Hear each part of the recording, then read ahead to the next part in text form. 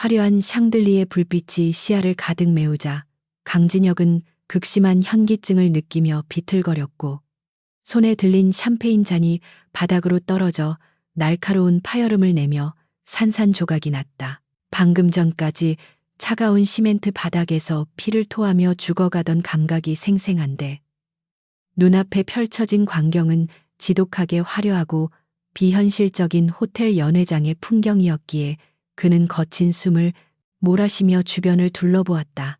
주변에 있던 웨이터가 황급히 다가와 괜찮냐고 물으며 깨진 유리를 치우려 했지만 진혁의 귀에는 아무런 소리도 들리지 않았고 오직 자신의 심장 소리만이 고막을 찢을 듯이 울려 퍼지고 있었다.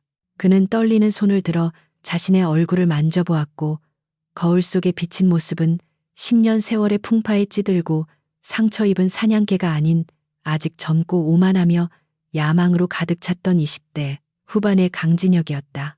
혼란스러운 머릿속을 정리하기도 전에 연회장 입구에 거대한 문이 열리며 웅장한 음악 소리와 함께 수많은 사람들의 박수 소리가 쏟아져 들어왔고 사회자는 마이크를 잡고 오늘의 주인공인 강진혁 본부장과 윤서아 상무의 입장을 알리는 멘트를 외쳤다.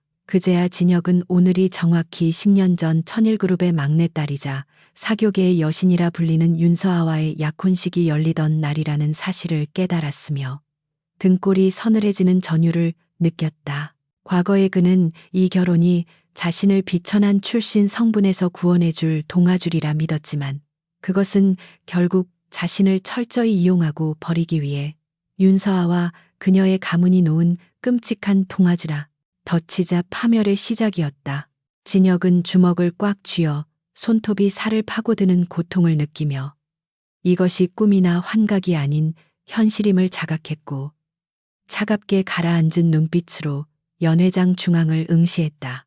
윤서아는 연회장 중앙의 단상 위에서 마치 여왕처럼 고고한 자태를 뽐내며 서 있었고 그녀의 곁에는 정재계의 거물들이 모여들어 아부 섞인 찬사를 보내고 있었다. 순백의 드레스는 그녀의 아름다움을 극대화했지만 진혁의 눈에는 그 화려한 겉모습 뒤에 숨겨진 탐욕스럽고 잔인한 본성이 투영되어 보였기에 구역질이 치밀어 오를 것만 같았다.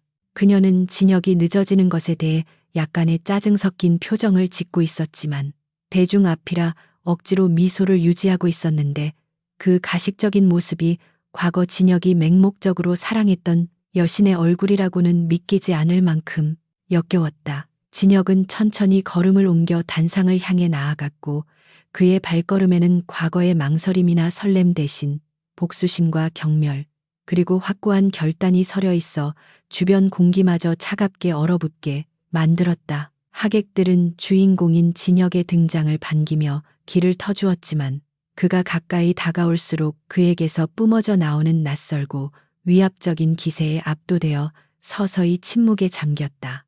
단상 위에 도착한 진혁을 보며 윤서아는 우아하게 손을 내밀었고 그녀의 눈빛은 마치 주인이 키우는 개를 부르듯 당연히 그가 자신의 손등에 키스하고 무릎을 꿇을 것이라 확신하고 있었다. 사회자는 분위기를 띄우기 위해 신랑이 신부에게 영원한 사랑을 맹세하는 증표인 다이아몬드 반지를 끼워줄 차례라고 소리 높여 외쳤고 조명은 두 사람을 집중적으로 비추었다. 하지만 진혁은 주머니에서 벨벳 반지 케이스를 꺼내 들고는 잠시 물끄러미 바라보다가 차가운 웃음을 흘리며 그것을 윤서아의 손이 아닌 바닥으로 툭 던져버렸다.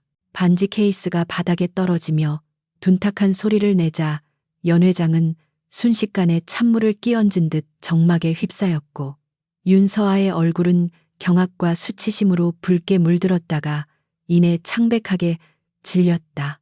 그녀는 믿을 수 없다는 듯 바닥에 뒹구는 반지를 한번 쳐다보고는 다시 진혁을 노려보며 떨리는 목소리로 지금 뭐 하는 짓이냐고 낮게 으르렁거렸다. 진혁은 그녀의 분노를 조금도 두려워하지 않는 눈빛으로 그녀를 똑바로 응시하며 더 이상 당신의 꼭두각시 노릇은 하지 않겠다는 말을 아주 낮고 분명한 어조로 내뱉었다.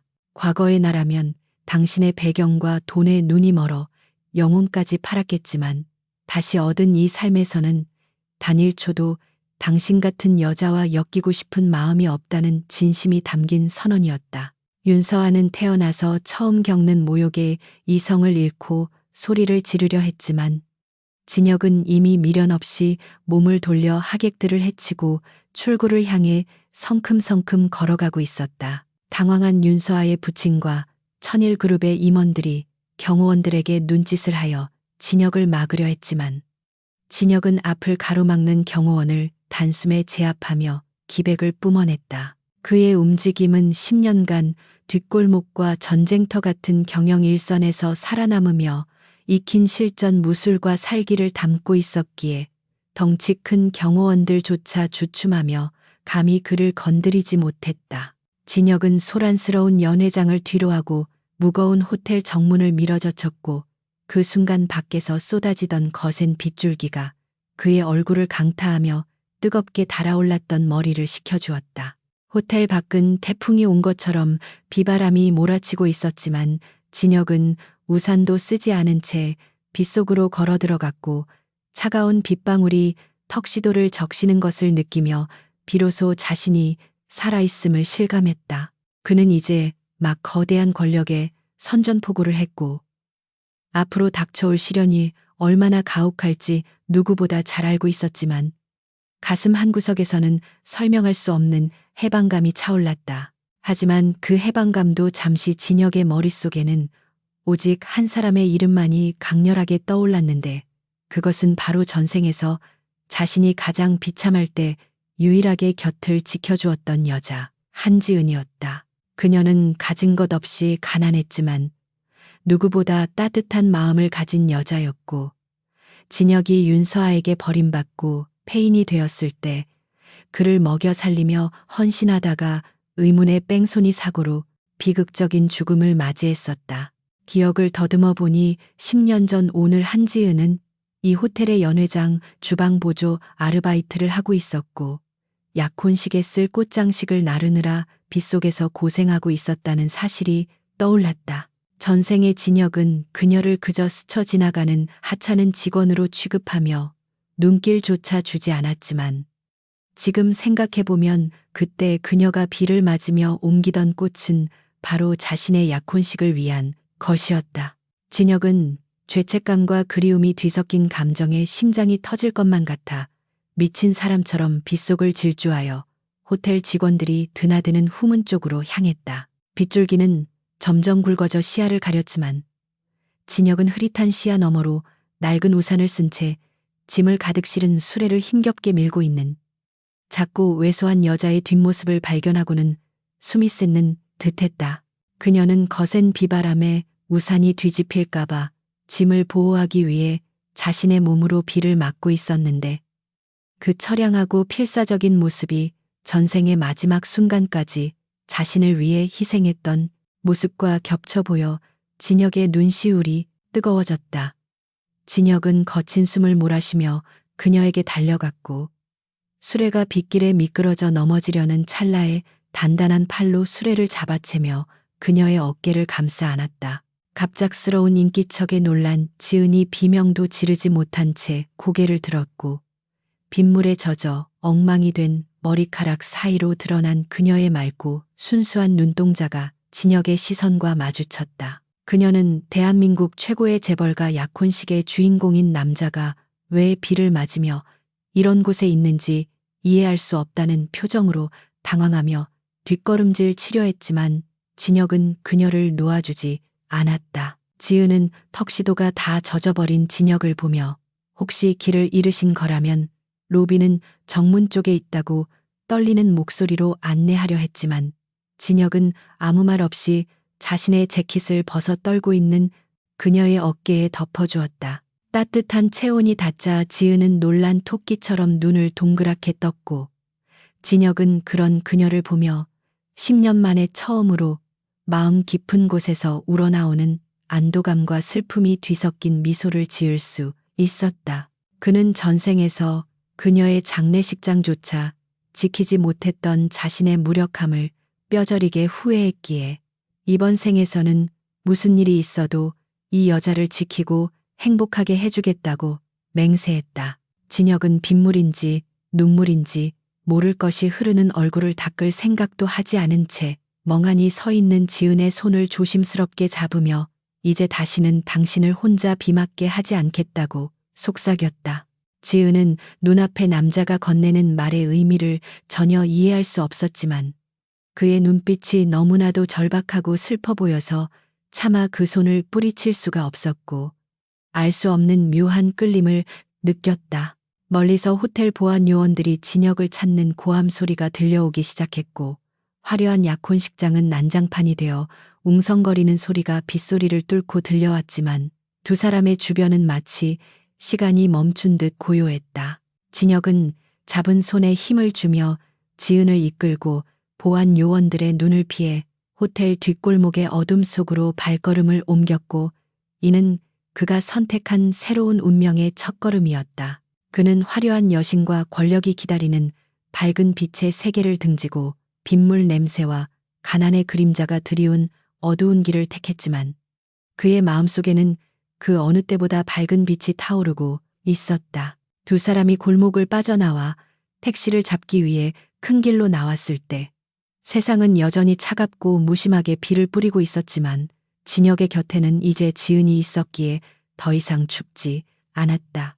진혁은 지은에게 갈 곳이 있냐고 묻는 대신 일단 따뜻한 곳으로 가서 몸을 말려야 한다며 그녀를 자신의 거처가 아닌 근처의 조용한 찻집으로 데려가기로 마음먹었다.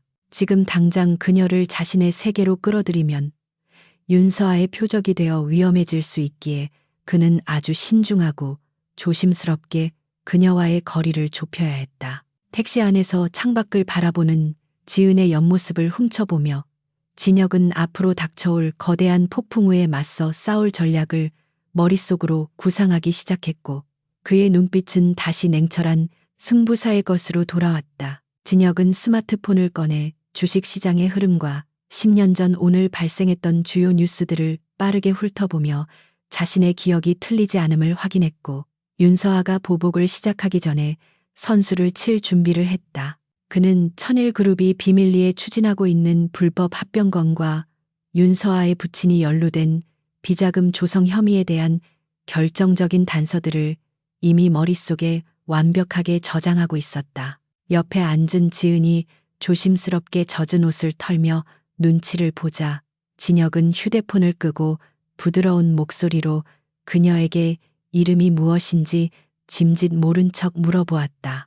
지은이 작은 목소리로 자신의 이름을 말하자 진혁은 그 이름을 입안에서 굴려보며 생애 가장 소중한 보물을 찾은 사람처럼 벅찬 표정을 지었다. 찻집에 도착해 따뜻한 차를 마시며 지은의 창백했던 얼굴에 조금씩 혈색이 돌아오는 것을 확인한 진혁은 비로소 긴장을 풀고 의자에 등을 기대며 깊은 숨을 내쉬었다. 그는 지은에게 오늘 호텔에서 있었던 일 때문에 곤란해질 수도 있으니 당분간 일을 쉬는 게 좋겠다고 제안하며 자신이 일자리를 주선해 주겠다고 넌지시 말을 건넸다. 지은은 낯선 남자의 과도한 친절을 경계하면서도 그의 태도에서 느껴지는 진정성과 예의 바름에 조금씩 마음의 문을 열고 귀를 기울였다. 진혁은 그녀가 부담을 느끼지 않도록 최대한 정중하게 명함을 건네는 척하다가 아차하며 자신이 지금 가진 명함이 없음을 깨닫고 씁쓸하게 웃으며 종이 냅킨에 자신의 개인 번호를 적어주었다. 창밖의 비는 그칠 줄 모르고 내렸지만 진혁은 이제 두렵지 않았는데 그것은 자신이 가야 할 길과 지켜야 할 사람이 명확해졌기 때문이며 이것이야말로 신이 자신에게 준 두 번째 삶의 진정한 의미라고 확신했다. 그는 지은과 헤어지고 집으로 돌아가는 길에 윤서아에게서 걸려오는 수십 통의 부재중 전화를 가차없이 삭제하고 전원을 꺼버렸다. 어둠이 짙게 깔린 도시의 야경을 바라보며 진혁은 나직하게 맹세했는데 그것은 자신을 파멸시켰던 자들에게는 지옥을 선사하고 자신을 구원했던 여인에게는 천국을 만들어주겠다는 피 끓는 다짐이었다. 이제 막 시작된 그의 두 번째 인생은 과거와는 전혀 다른 궤적을 그리며 질주할 준비를 마쳤고 그 서막은 빗속에서의 운명적인 재회로 인해 완벽하게 열렸다. 다음 날 아침 강진혁이 눈을 떴을 때 세상은 이미 발칵 뒤집혀 있었고 그의 예상대로 모든 언론은 천일그룹의 약혼식 파투 사건을 대서특필하고 있었다. 텔레비전 화면에서는 전날 밤 연회장에서 반지를 집어던지고 나가는 그의 뒷모습이 모자이크 처리도 없이 반복 재생되고 있었으며 뉴스 앵커들은 재벌가에 대한 모독이자 전대미문의 스캔들이라며 열을 올리고 있었다. 진혁은 침대 옆 협탁에 놓인 스마트폰이 쉴 새 없이 진동하며 울어대는 것을 무심하게 바라보다가 전원을 켜지 않고 유심칩을 빼내어 쓰레기통에 던져버렸다. 그는 욕실로 들어가 거울 속에 비친 자신의 얼굴을 마주하며 밤새 악몽에 시달리지 않고 깊은 잠을 잔 것이 얼마 만인지 기억조차 나지 않을 정도로 개운함을 느꼈다. 10년간 그를 옥죄어왔던 무거운 족쇄가 풀려나간 자리는 아직 쓰라렸지만 그 고통조차 살아있다는 증거처럼 느껴져 오히려 그를 각성하게 만들었다. 간단하게 샤워를 마치고 옷을 갈아입은 진혁은 냉장고에서 생수 한 병을 꺼내 마시며 창밖으로 보이는 서울의 풍경을 내려다보았는데 평소와 다름없는 도시의 모습이 오늘따라 낯설게 다가왔다. 그는 지금 당장 회사로 출근해도 자신의 자리는 이미 사라졌을 것이며 출입증조차 먹통이 되었을 것임을 잘 알고 있었기에 서두르지 않고 침착하게 다음 행동을 계산했다. 천일그룹의 윤 회장은 자존심에 큰 상처를 입었기에 단순한 해고로 끝내지 않고 진혁을 업계에서 완전히 매장시키기 위해 모든 수단과 방법을 동원할 것이 분명했다. 하지만 진혁은 전생에서 그들의 수족으로 일하며 그들이 사람을 어떻게 파멸시키는지 누구보다 잘 알고 있었기에 오히려 그 점을 역이용할 준비가 되어 있었다. 그는 서재의 금고를 열어 미리 준비해 두었던 비상금과 차명 계좌가 적힌 수첩을 챙겨들고 집을 나섰다. 진혁이 향한 곳은 천일그룹 본사가 아닌 여의도 증권가의 한적한 객장이었는데 그는 모자를 깊게 눌러쓰고 마스크로 얼굴을 가린 채 구석자리에 자리를 잡았다. 그는 기억을 더듬어 정확히 이 시점에 폭발적인 성장을 앞두고 있는 중소벤처기업 미리네테크의 종목 코드를 단말기에 입력했다. 전생에서 천일그룹은 이 회사의 가치를 알아보지 못하고 헐값에 인수하려다 실패했고 나중에 이 회사가 개발한 신기술이 세계 표준이 되면서 땅을 치고 후회했었다. 진혁은 자신이 가진 가용자금을 모두 털어 미리네테크의 주식을 매수하기 시작했고 매수 버튼을 누르는 그의 손가락에는 한치의 망설임도 없었다. 이 투자는 단순히 돈을 불리기 위한 수단이 아니라 훗날 천일그룹과 대등하게 맞서 싸울 수 있는 자금줄이자 독자적인 세력을 구축하기 위한 첫 번째 초석이었다. 주식 매수를 마친 진혁은 객장을 빠져나와 택시를 잡아탔고 기사에게 한지은이 살고 있는 달동네의 주소를 말하며 창밖을 응시했다. 어제 호텔에서 지은을 구해내기는 했지만 그녀가 호텔 측으로부터 부당한 대우를 받거나 해고당했을 가능성이 높았기에 그녀의 안위를 확인하는 것이 급선무였다. 택시가 가파른 언덕길을 올라 낡은 빌라촌 입구에 멈춰서자 진혁은 익숙하면서도 가슴 아픈 풍경에 잠시 숨을 골랐다. 전생에서 지은은 빚에 시달리며 이곳에서 병든 어머니를 홀로 모시고 살았는데 진혁은 그녀가 얼마나 고단한 삶을 살았는지 너무 늦게 알게 되었던 것에 대한 죄책감이 밀려왔다. 그는 비좁은 골목길을 따라 그녀의 집으로 향했고 대문 앞에서 서성거리고 있는 집주인과 마주치게 되었다. 집주인 아주머니는 밀린 월세를 독촉하기 위해 와 있는 듯 했는데 대문 안쪽에서 들려오는 지은의 힘없는 목소리가 진혁의 발길을 멈추게 만들었다. 지은은 죄송하다는 말을 연신 반복하며 며칠 내로 꼭 돈을 마련하겠다고 사정하고 있었지만 집주인의 목소리는 점점 더 날카로워지고 있었다. 진혁은 주먹을 꽉 쥐고 대문 안으로 들어섰고 갑작스러운 낯선 남자의 등장에 집주인과 지은 모두 놀란 눈으로 그를 쳐다보았다. 진혁은 정중하지만 단호한 태도로 지갑에서 수표를 꺼내 집주인에게 건네며 밀린 월세와 앞으로의 1년치 월세를 선불로 지불하겠다고 말했다. 집주인은 믿을 수 없다는 표정으로 수표를 확인하고는 태도를 싹 바꾸며 황급히 자리를 떴고 마당에는 어색한 침묵만이 감돌았다. 지은은 고개를 숙인 채 어쩔 줄 몰라 하며 떨리는 목소리로 왜 자꾸 저를 도와주시냐고 물었고 그녀의 눈에는 눈물이 그렁그렁 맺혀 있었다. 어제는 호텔에서 자신을 구해준 것도 모자라 오늘은 낯선 곳까지 찾아와 빚을 갚아주는 진혁의 행동이 그녀에게는 이해할 수 없는 기적처럼 느껴지면서도 한편으로는 두려움으로 다가왔다. 진혁은 그녀에게 다가가 시선을 맞추며 이것은 동정이 아니라 투자의 개념이라고 말하며 안심시키려 노력했다. 그는 자신이 지금 곤란한 상황에 처해 있으며 믿을 수 있는 사람이 필요한데 당신이 나를 도와준다면 나도 당신의 문제를 해결해 줄 수 있다고 제안했다. 그것은 거짓이 아니었는데 진혁에게 있어 지은은 단순한 조력자가 아니라 자신의 정신적 지주이자 삶의 이유였기 때문이었다. 진혁은 지은에게 당장 짐을 싸서 이곳을 떠나자고 말했는데 이는 단순히 주거 환경을 개선해주기 위함이 아니라 곧 닥쳐올 운명의 장난을 피하기 위해서였다.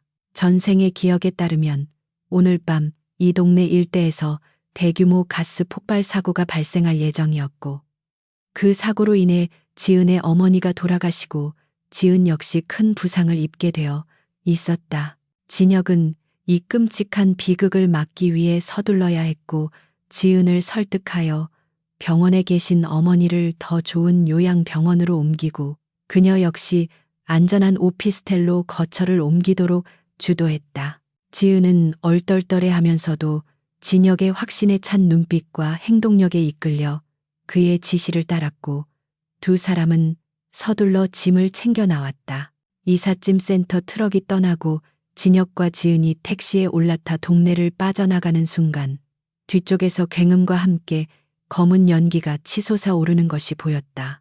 지은은 화들짝 놀라 뒤를 돌아보았고 방금 전까지 자신이 살던 집 근처에서 불길이 솟구치는 것을 목격하고는 사색이 되어 입을 틀어막았다.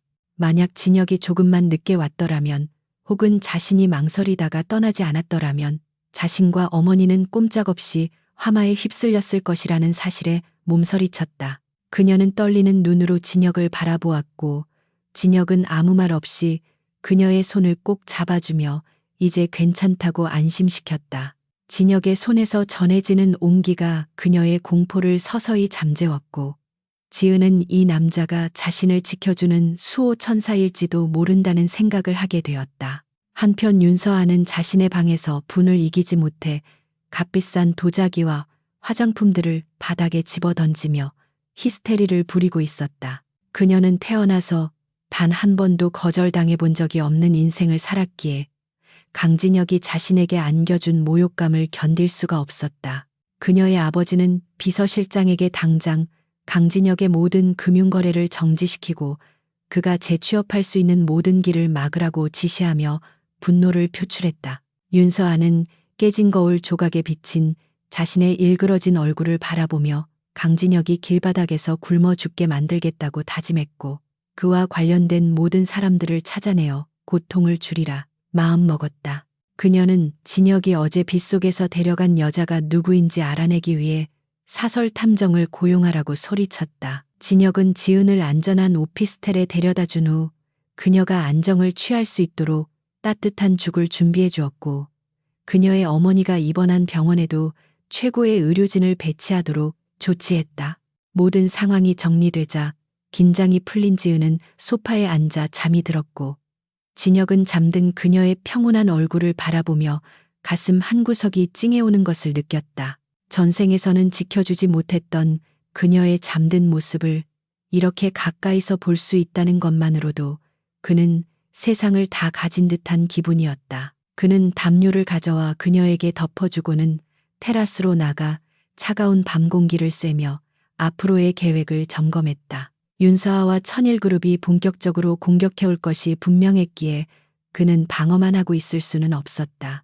그는 주머니에서 꺼낸 대포폰으로 과거에 알았던 해커에게 연락을 취해 천일그룹의 서버에 심어두었던 백도어가 여전히 유효한지 확인했다. 다행히 보안 시스템은 10년 전 수준에 머물러 있었고 진혁은 회심의 미소를 지으며 윤서아의 부친이 관리하는 이중 장부의 데이터를 빼내 올 준비를 마쳤다. 이 데이터는 당장 터뜨리기에는 이르지만 결정적인 순간에 그들의 숨통을 끊어놓을 수 있는 강력한 무기가 될 것이었다. 진혁은 서두르지 않고 차근차근 그들의 목을 조여갈 그물을 짜기 시작했고 밤하늘의 달은 그의 복수를 응원하듯 차갑고 밝게 빛나고 있었다. 다음 날 아침 진혁은 지은에게 자신이 당분간 바빠질 것이라고 말하며 비상시에 사용할 수 있는 연락처와 신용카드를 건네주었다. 지은은 카드를 받기를 주저했지만 진혁은 당신이 나의 비서이자 파트너로서 활동하기 위해 필요한 경비라고 설득하여 그녀가 죄책감 없이 받을 수 있도록 배려했다.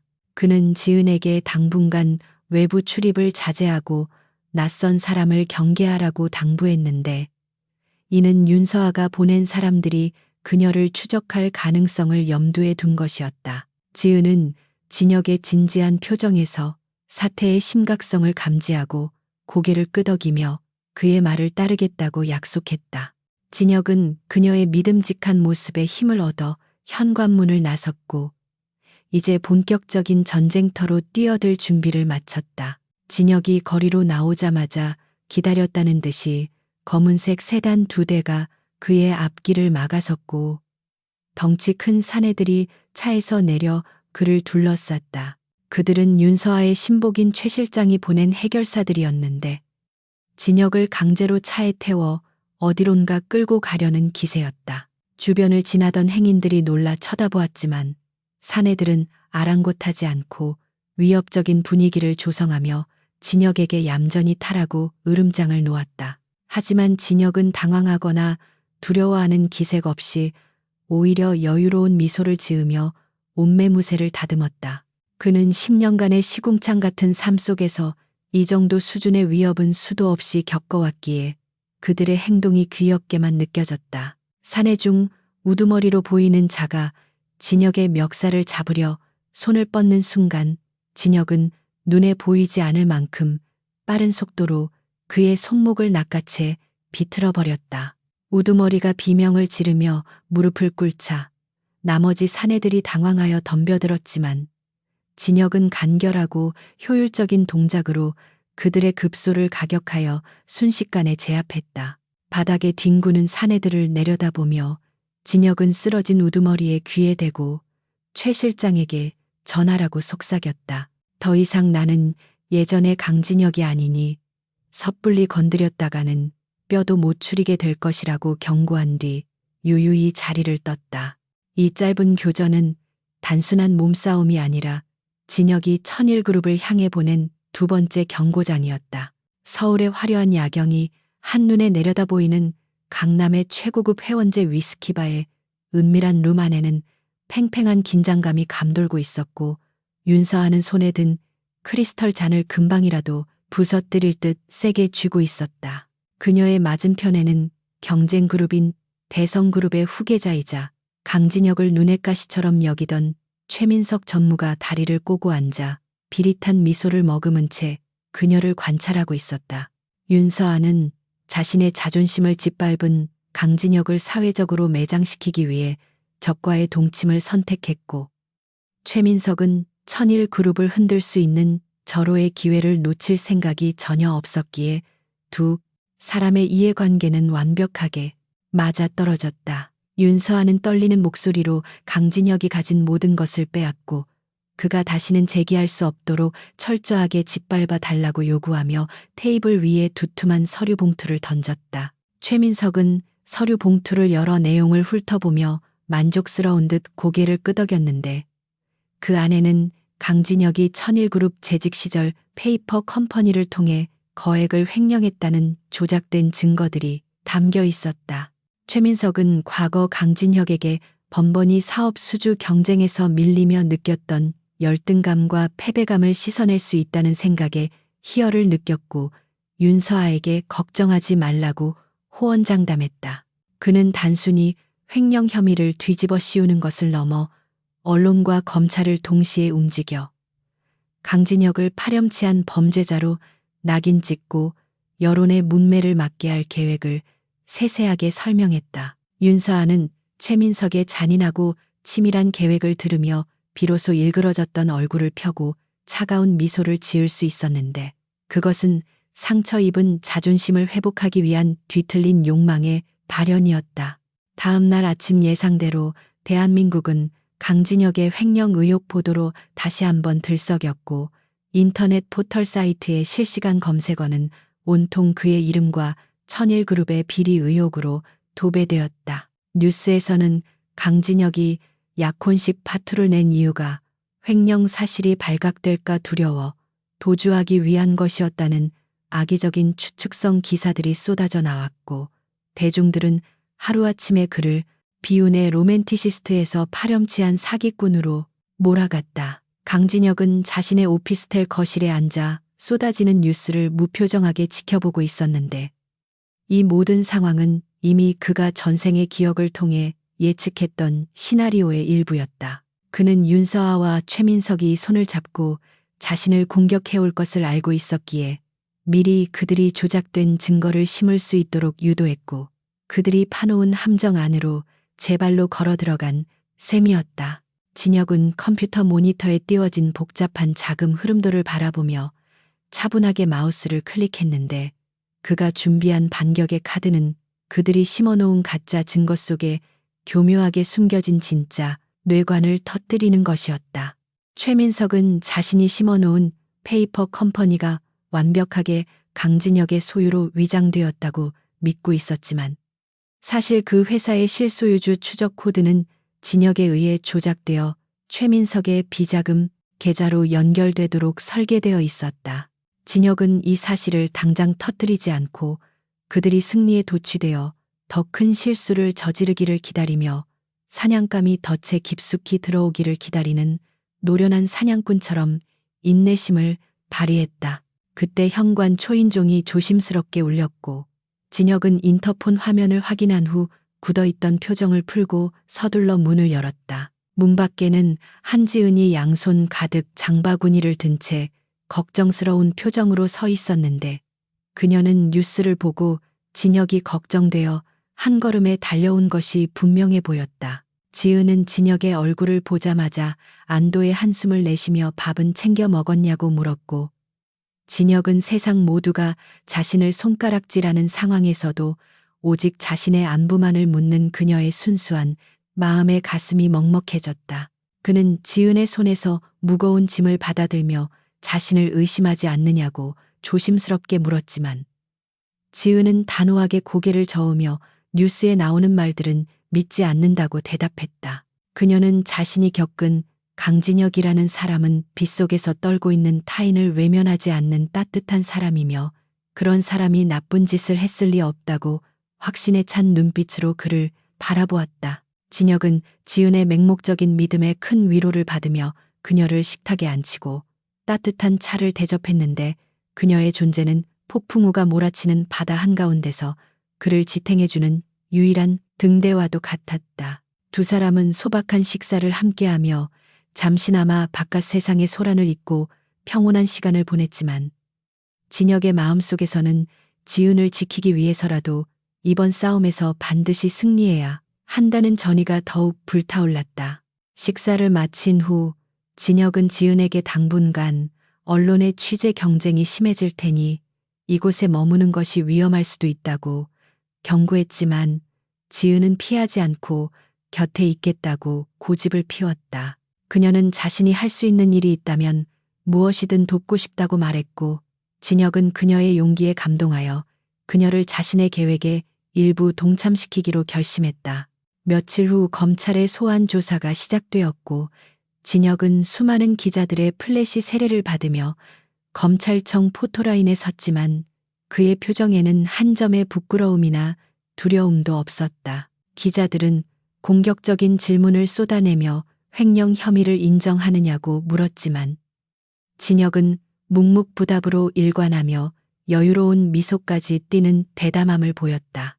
이를 지켜보던 최민석과 윤서아는 진혁의 태도가 허세라고 생각하며 비웃었지만 사실 진혁은 그 순간에도 카메라를 통해 그들을 향한 무언의 선전포고를 날리고 있었다. 조사실에 들어간 진혁은 담당 검사에게 자신이 준비한 USB 하나를 조용히 내밀었는데 그 안에는 검찰이 확보한 증거가 조작되었음을 증명하는 디지털 포렌식 자료가 담겨 있었다.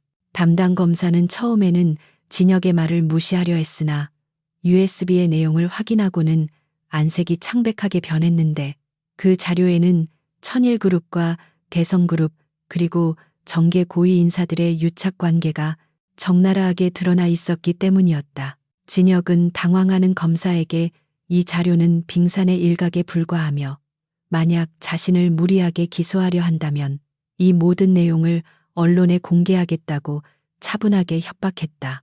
검사는 진혁이 단순한 피의자가 아니라 거대한 폭탄을 쥐고 있는 설계자임을 깨닫고 식은땀을 흘리며 상부의 눈치를 살피기 시작했다. 진혁은 조사를 마치고 나오며 검찰청 로비에서 기다리던 지은을 발견했고 그녀는 지친 기색이 역력한 진혁에게 달려와 괜찮냐고 물으며 그의 손을 꼭 잡았다. 한편 계획대로 진행되지 않는 상황에 초조함을 느낀 최민석은 윤서아를 불러내어 강진혁이 뭔가 꿍꿍이가 있는 것 같다며 불안감을 표출했다. 윤서아는 최민석의 나약함을 질책하며 더 강력한 수를 써야 한다고 주장했고 곧 개최될 경제인 연합포럼에서 강진혁을 공개적으로 망신줄 계획을 제안했다. 그 포럼은 국내 유수의 기업 총수들과 정부 관계자들이 모이는 자리였기에 그곳에서 강진혁의 비리 증거를 화면에 띄우고 그를 매장시킨다면 재기는 불가능할 것이라는 계산이었다. 최민석은 위험 부담이 크다고 생각했지만 윤서아의 광기 어린 설득과 강진혁에 대한 증오심에 눈이 멀어 결국 그녀의 제안에 동의하고 말았다. 진혁은 정보통을 통해 그들이 경제인 연합포럼을 무대로 삼았다는 소식을 접하고는 회심의 미소를 지었는데 그곳이야말로 자신이 원하던 최후의 결전지였기 때문이었다. 그는 지은과 함께 밤을 새워가며 방대한 양의 데이터를 분석하고 정리하여 완벽한 반격 시나리오를 완성해 나갔다. 지은은 복잡한 회계 장부와 숫자를 보는 일에 서툴렀지만 꼼꼼하게 자료를 분류하고 오타를 검수하는 등 진혁의 든든한 조수 역할을 톡톡히 해냈다. 진혁은 일에 집중하는 지은의 옆모습을 바라보며 과거의 자신이 왜 진작 그녀의 이런 지혜롭고 강인한 면모를 알아보지 못했는지 후회하면서도 지금이라도 함께할 수 있음에 감사했다. 포럼 당일이 다가오자 진혁은 말끔한 정장을 차려입고 거울 앞에 섰는데 그의 눈빛은 그 어느 때보다 날카롭고 매서웠다. 그는 지은에게 오늘 밤 모든 것이 끝날 것이며 우리는 자유를 얻게 될 것이라고 약속하며 그녀의 이마에 가볍게 입을 맞추었다. 지은은 진혁의 옷매무새를 다듬어주며 무사히 다녀오라고 응원했고 진혁은 그녀의 배웅을 받으며 결전의 장소인 호텔로 향했다. 호텔 연회장은 이미 수많은 정재계 인사들로 북적이고 있었고 윤서아와 최민석은 승리를 확신하는 표정으로 사람들과 담소를 나누고 있었다. 진혁이 연회장에 들어서자 장내는 일순간 술렁거렸고 사람들은 호기심과 경멸이 섞인 시선으로 그를 쳐다보았지만 진혁은 당당하게 걸음을 옮겨 중앙으로 나아갔다. 윤서아는 진혁을 발견하고 다가와 뻔뻔하게 얼굴을 들고 여기까지 오다니 대단하다며 비아냥거렸고 최민석 역시 옆에서 거들며 곧 재미있는 쇼가 시작될 테니 기대하라고 조롱했다. 진혁은 그들의 도발에 흔들리지 않고 당신들이 준비한 쇼가 정말 기대된다며 차갑게 받아쳤는데 그의 여유로운 태도는 오히려 윤서아와 최민석을 불안하게 만들었다. 사회자가 행사의 시작을 알리고 윤서아의 아버지가 개회사를 하기 위해 단상에 오르자 연회장의 조명이 어두워졌고 대형 스크린에는 천일그룹의 홍보 영상이 나오기 시작했다. 최민석은 비서에게 신호를 보내 영상을 중간에 끊고 강진혁의 횡령 증거 자료를 송출할 준비를 마쳤고 입가에 비열한 미소를 띄었다. 하지만 진혁은 주머니 속의 소형 리모컨을 만지작거리며 그들이 함정을 발동시키기만을 기다리고 있었고 그의 눈은 어둠 속에서도 빛나는 맹수처럼 번뜩였다. 그는 이번 싸움이 단순히 자신의 명예를 회복하는 것을 넘어 썩어빠진 권력의 카르텔을 무너뜨리고 지은과 함께할 새로운 미래를 여는 열쇠임을 잊지 않았다. 잠시 후 스크린 화면이 지직거리며 바뀌자 장내에는 충격적인 탄성이 터져 나왔는데 그것은 최민석과 윤서아가 예상했던 그림과는 전혀 다른 것이었다. 진혁은 혼란에 빠진 사람들을 둘러보며 천천히 자리에서 일어났고 이제야말로 진짜 사냥이 시작되었음을 알리는 신호탄을 쏘아 올렸다. 그 순간 연회장의 문이 거칠게 열리며 일단의 무리가 들어왔는데 그들은 진혁이 미리 섭외해둔 금융감독원 조사팀과 진실을 보도할 준비가 된 기자들이었다. 윤서아와 최민석은 사태 파악이 되지 않아 멍하니 서 있었고 진혁은 그들을 향해 천천히 걸어가며 당신들이 팠던 무덤에 들어갈 시간이라고 낮게 속삭였다. 스크린에는 천일그룹의 비자금 내역과 최민석이 주가 조작을 위해 유포했던 가짜 뉴스들의 증거가 적나라하게 펼쳐지고 있었다. 진혁은 공포에 질린 윤서아의 눈을 똑바로 응시하며 이것은 시작에 불과하다는 눈빛을 보냈고 장내는 걷잡을 수 없는 혼란의 도가니로 빠져들었다. 거대한 LED 스크린에 띄워진 영상이 치직거리는 노이즈와 함께 바뀌는 순간 연회장을 가득 메우던 웅성거림은 순식간에 찬물을 끼얹은 듯한 정적으로 변했고 윤서아의 입가에 걸려 있던 비릿한 승리의 미소는 흉물스럽게 일그러지며 경악으로 물들기 시작했다. 화면에 나타난 것은 강진혁이 횡령했다는 조작된 증거가 아니라 천일그룹과 대성그룹이 수십 년간 정경유착을 통해 조성해온 천문학적인 액수의 비자금 장부와 불법 승계를 위한 이면 계약서들이었기 때문이었다. 참석자들은 화면 속에서 빠르게 지나가는 낯뜨거운 거래 내역과 고위 공직자들의 실명이 적힌 리스트를 보며 헛바람을 집어삼켰고 곳곳에서 카메라 플래시가 기관총처럼 터지며 이 역사적인 폭로의 순간을 담아내기 시작했다.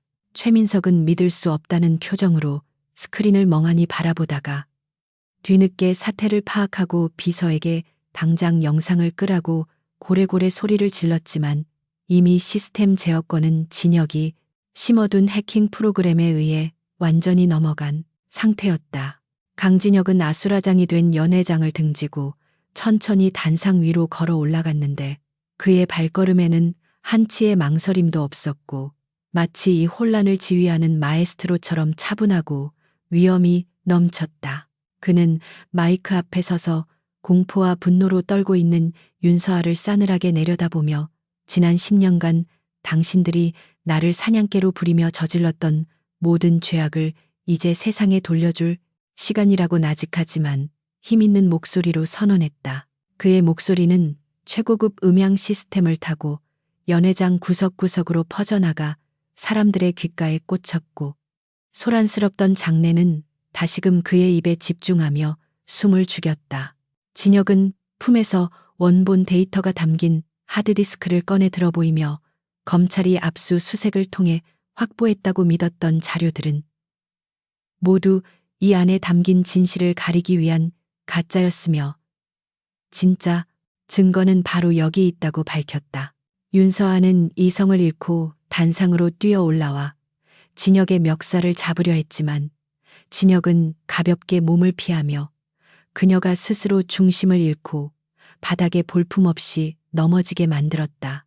바닥에 엎어진 윤서아는 악에 바친 비명을 지르며 저건 다 조작된 것이고 강진혁이 우리를 모함하기 위해 꾸민 짓이라고 발악했지만 스크린에는 그녀가 최민석과 밀담을 나누며 강진혁을 함정에 빠뜨리라고 지시하는 녹취록의 음성 파형이 재생되고 있었다.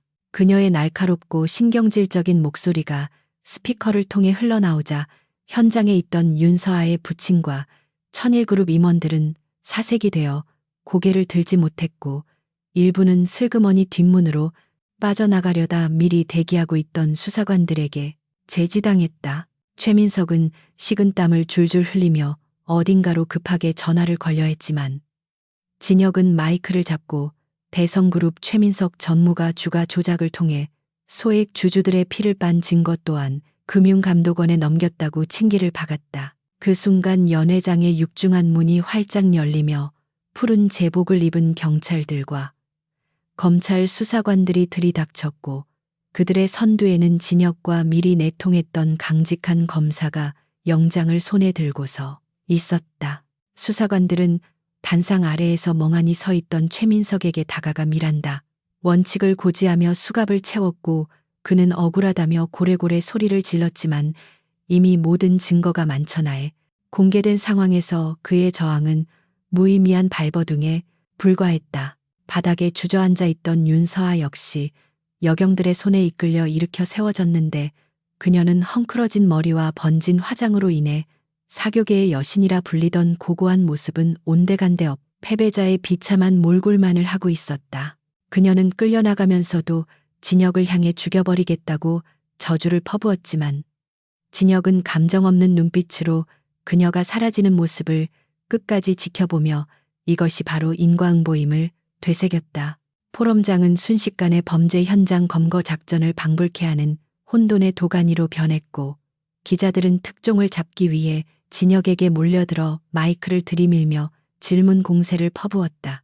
진혁은 쏟아지는 질문들 속에서 침착하게 자신이 내부 고발자로서 이 자리에 섰으며 앞으로 진행될 수사에 성실히 임해 모든 진실을 밝히겠다고 짧고 명료하게 인터뷰를 마쳤다. 그는 더 이상의 쇼맨십은 필요 없다고 판단하고 경호원들의 호의를 받으며 유유히 연회장을 빠져나왔는데 등 뒤에서는 여전히 셔터 소리와 웅성거림이 끊이지 않았다.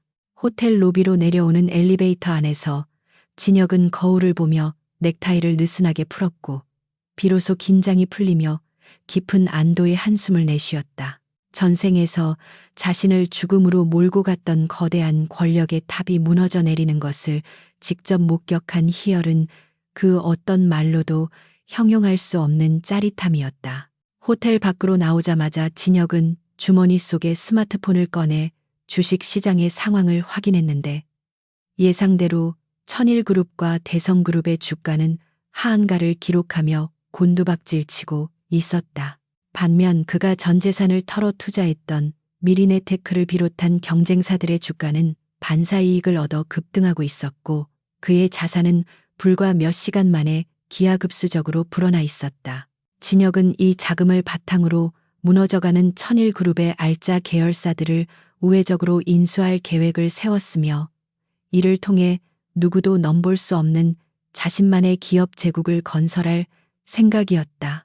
그는 대기하고 있던 차에 올라타며 운전기사에게 지은이 기다리고 있는 안전가옥으로 가자고 지시했고 차창 밖으로 스쳐 지나가는 서울의 풍경은 어제와 다를 바 없었지만 그가 느끼는 공기는 훨씬 맑고 상쾌했다. 안전가옥에 도착한 진혁이 현관문을 열고 들어서자 텔레비전 앞에 앉아 뉴스를 보고 있던 지은이 벌떡 일어나 그에게 달려왔고 그녀의 눈가는 이미 눈물로 젖어 있었다. 그녀는 진혁이 무사히 돌아온 것만으로도 감사한 듯 그의 가슴에 얼굴을 묻고 한참을 흐느꼈고 진혁은 그런 그녀를 부드럽게 감싸 안으며 등을 토닥여 주었다. 텔레비전 화면에서는 윤서아와 최민석이 수갑을 차고 호송차에 오르는 장면이 속보로 나오고 있었고 앵커는 재벌가의 추악한 민낯이 드러났다며 흥분된 어조로 보도하고 있었다. 지은은 떨리는 목소리로 정말 고생 많았다고 말하며 진혁의 얼굴을 어루만졌고 진혁은 당신이 믿어준 덕분에 할 수 있었던 일이라며 그녀의 손을 잡고 따뜻한 미소를 지어 보였다.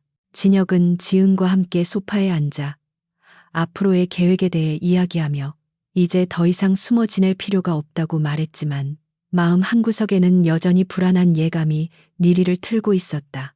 윤서아와 최민석이 구속되기는 했지만 그들의 배후에 있는 거대한 카르텔과 아직 잡히지 않은 잔당들이 쥐도 새도 모르게 보복을 해올 가능성을 완전히 배제할 수는 없었기 때문이었다.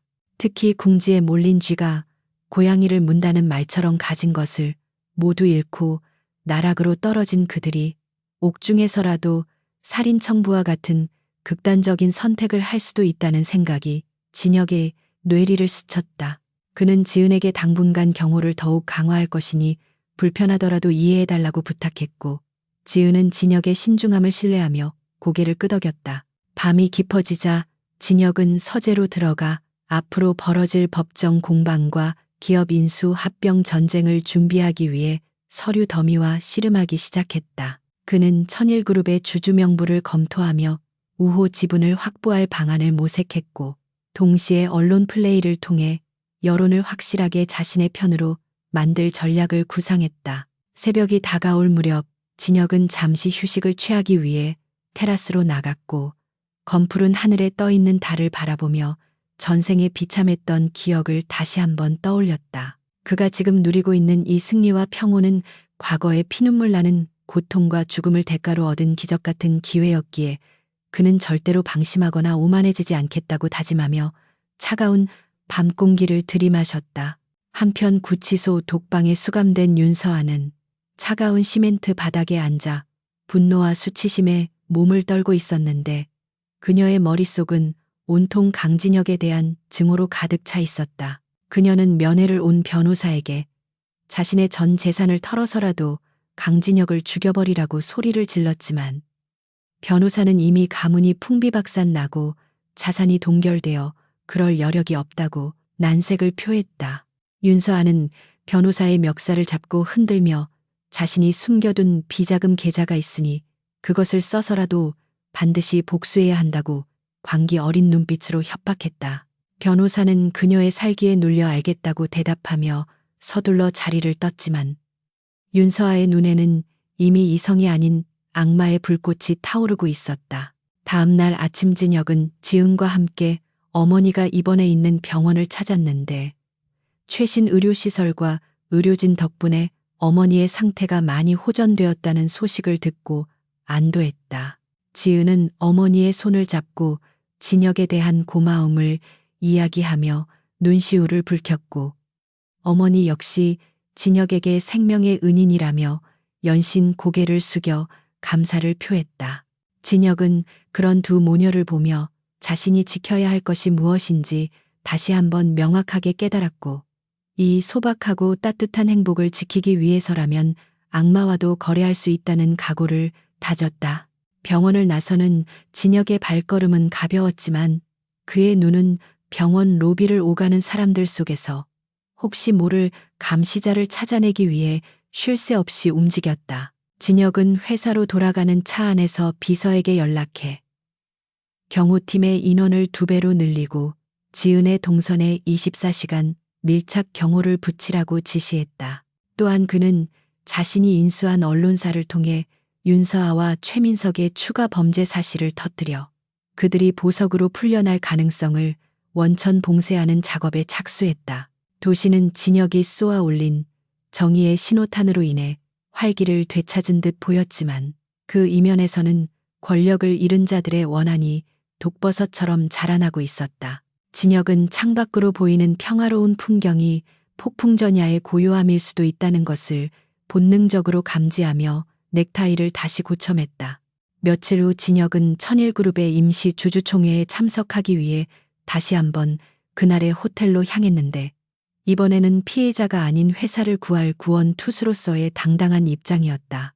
주주들은 주가 폭락으로 인한 분노를 터뜨리며 경영진의 사퇴를 요구하고 있었고, 진혁은 그들의 분노를 잠재우고 새로운 비전을 제시할 준비가 되어 있었다. 회의장 입구에서 마주친 옛 동료들은 진혁의 눈을 피하거나 어색한 미소를 지으며 고개를 숙였고, 진혁은 그들을 탓하지 않고 묵묵히 받아주었다. 그는 단상에 올라 마이크를 잡고 회사의 정상화 방안과 투명한 경영을 약속하며 주주들의 지지를 호소했고, 그의 진정성 있는 연설은 얼어붙었던 주주들의 마음을 조금씩 녹이기 시작했다. 주주총회가 성공적으로 끝나고 진혁이 회의장을 빠져나오는데 낯선 번호로 문자 메시지가 한 통 도착했고 그 내용을 확인한 진혁의 표정은 순식간에 딱딱하게 굳어버렸다. 문자에는 지은이 누군가에 의해 강제로 차에 태워지는 흐릿한 사진과 함께 모든 것을 원점으로 돌리고 싶지 않다면 혼자서 지정된 장소로 오라는 협박 문구가 적혀 있었다. 진혁은 주먹을 꽉 쥐어 스마트폰 액정이 깨질 정도로 힘을 주었고 그의 눈에서는 걷잡을 수 없는 분노의 화염이 뿜어져 나왔다. 그는 윤서아와 최민석이 옥중에서 마지막 발악을 하고 있음을 직감했고 즉시 경호 팀장에게 연락해 지은의 위치를 추적하라고 고함을 치며 주차장으로 질주했다. 이것은 그들이 저지른 가장 큰 실수이자 되돌릴 수 없는 파멸의 시작이 될 것임을 그들은 아직 모르고 있었다. 검은색 세단이 빗물 고인 아스팔트를 찢어밟길 듯한 기세로 질주하며 도심을 빠져나와 인천항으로 향하는 고속도로 위를 미친 듯이 달리고 있었다. 강진혁은 핸들을 잡은 손이 하얗게 질릴 정도로 힘을 주고 있었고 그의 눈동자는 전생의 어느 때보다도 짙은 살기로 번들거리며 내비게이션 화면의 붉은 점을 응시하고 있었다. 납치범들이 보낸 위치는 과거 천일그룹이 밀수품을 보관하거나 처리하기 곤란한 쓰레기들을 은밀하게 폐기할 때 사용하던 버려진 물류 창고였기에 그는 그곳의 구조를 누구보다 잘 알고 있었다. 놈들은 감히 건드려서는 안 될 영린을 건드렸고 진혁은 이번 일로 인해 윤서아와 최민석은 물론 그들의 사주를 받은 하수인들까지 이 세상에 태어난 것을 후회하게 만들어주겠다고 뼈에 새기듯 다짐했다. 차창 밖으로 스쳐 지나가는 풍경은 잿빛으로 흐려져 있었지만 진혁의 머릿속에는 오직 겁에 질려 있을 한지은의 얼굴만이 선명하게 떠올라 심장이 터질 것 같은 고통을 느꼈다. 물류 창고 단지에 도착한 진혁은 전조등을 끄고 차를 은폐된 곳에 세운 뒤 트렁크를 열어 비상시를 대비해 준비해 두었던 금속 야구 방망이와 호신용 단검을 챙겼다. 비릿한 바다 냄새와 섞여 들어오는 녹슨 철 냄새가 코끝을 자극하자 그의 감각은 순식간에 과거 밑바닥 인생을 전전하며 생존을 위해 싸워야 했던 야수의 본능으로 깨어났다. 창고 주변에는 험상궂은 인상의 사내들이 경계를 서고 있었지만 진혁은 어둠 속에 몸을 숨긴 채 고양이가 쥐를 사냥하듯 소리 없이 그들에게 접근했다. 그는 첫 번째 경비원의 입을 틀어막고 명치에 강한 일격을 가해 기절시킨 뒤 덤불 속으로 끌고 들어갔고 이 모든 과정은 단 한 번의 불필요한 동작도 없이 물 흐르듯 이루어졌다. 진혁은 쓰러진 사내의 허리춤에서 무전기를 빼앗아 전원을 끄며 차갑게 식은 눈으로 다음 목표물을 향해 시선을 옮겼다. 창고 안으로 진입하기 위해 진혁은 정문 대신 배수구를 통해 연결된 지하 통로를 선택했는데 그곳은 10년 전 그가 직접 관리했던 비밀 루트였기에 경비가 허술할 것이라는 확신이 있었다. 예상대로 지하 통로에는 쥐새끼 한 마리 얼씬하지 않았고 진혁은 칠흑 같은 어둠 속에서도 망설임 없이 발걸음을 옮기며 호흡을 가다듬었다.